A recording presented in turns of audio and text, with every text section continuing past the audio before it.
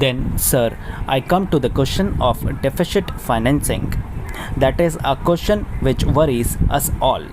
There have been indications that there is an upward trend in prices.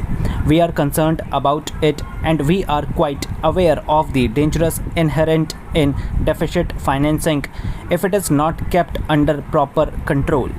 We have to see that we safeguard ourselves against all those consequences of which we are fully aware. In the interests of the poorer sections of the people, we have to be vigilant about all these things. Sir, no rigid figure can be given in advance with regard to what exactly is going to be the extent of deficit financing. Even the figure which is there in the plan flows from certain assumptions.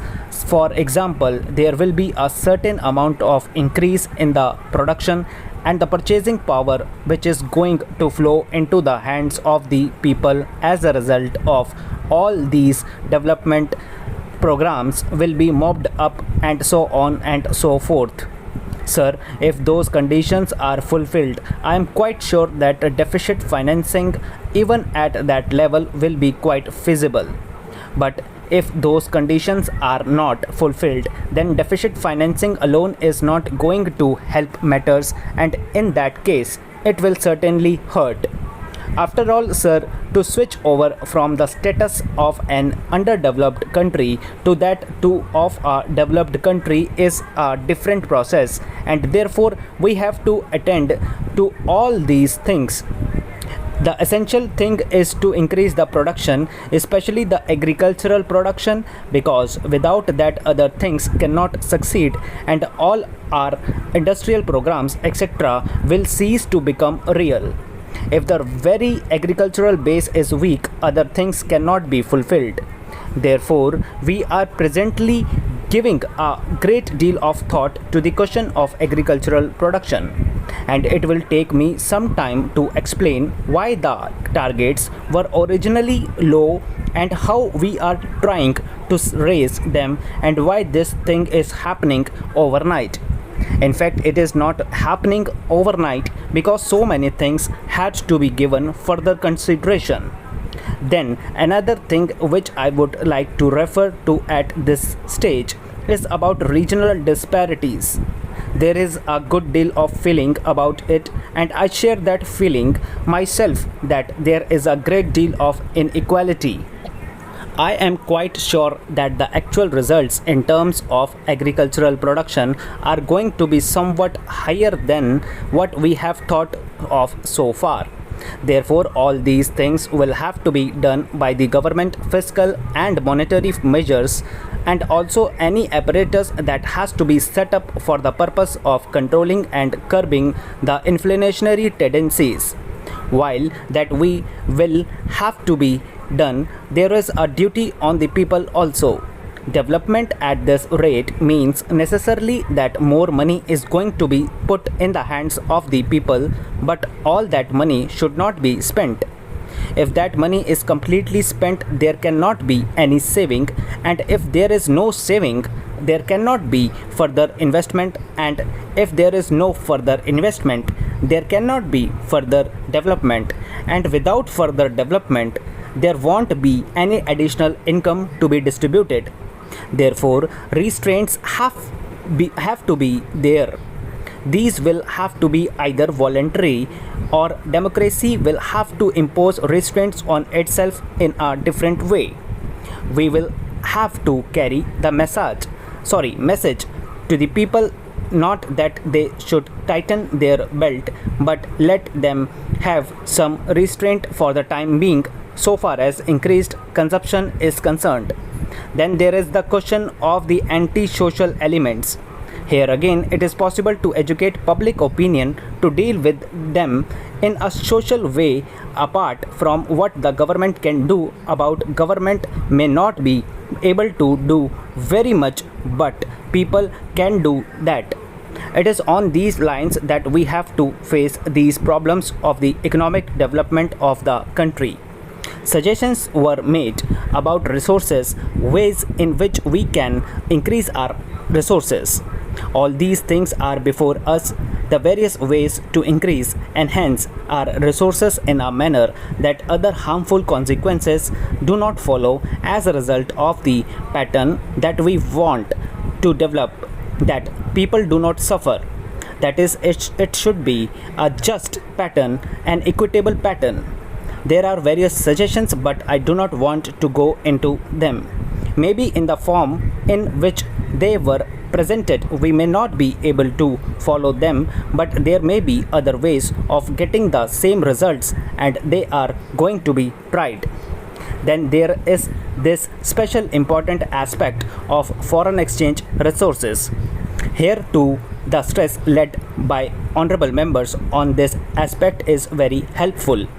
There is no doubt that in various ways non-essential imports will have to be cut down to a great extent.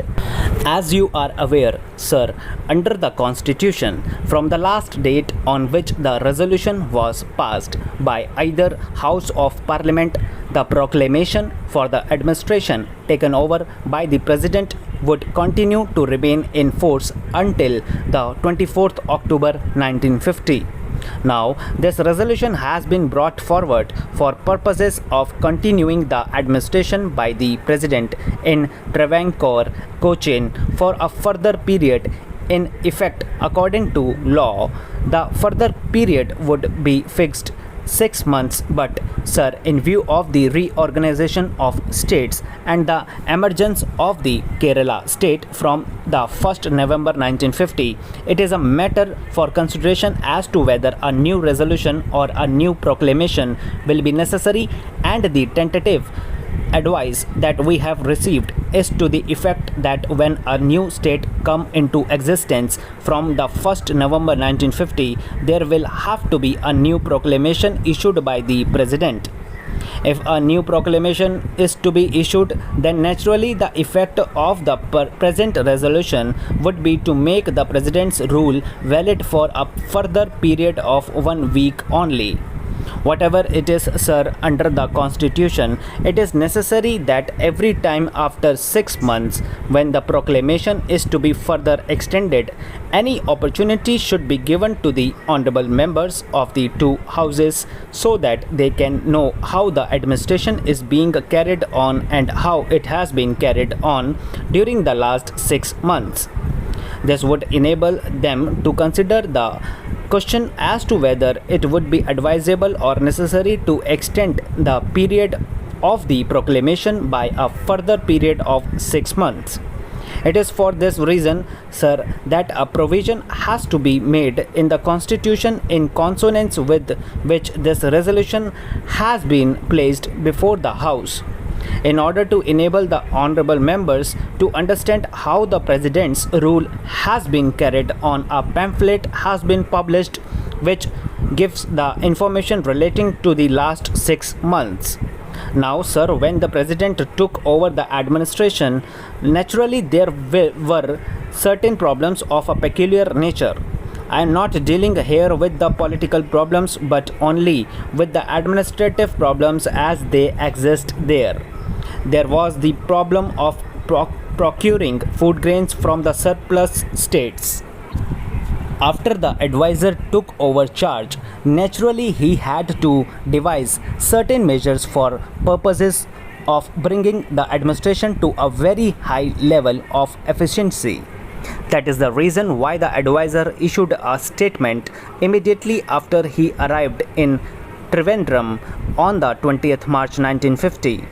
I would read the very short but important statement that he made, because that would indicate to this House the lines on which, under the guidance of the President, the advisor has carried on the administration during the last 6 months. This is what it says. The President's rule, which is necessary of a temporary character, will give the people a short respite from politics and will provide an administration impartial, absolutely above party, above caste and above creed, and I hope efficient. It will be my special endeavor to implement the schemes included in the second 5-year plan and to create employment for some, at least, of our educated unemployed.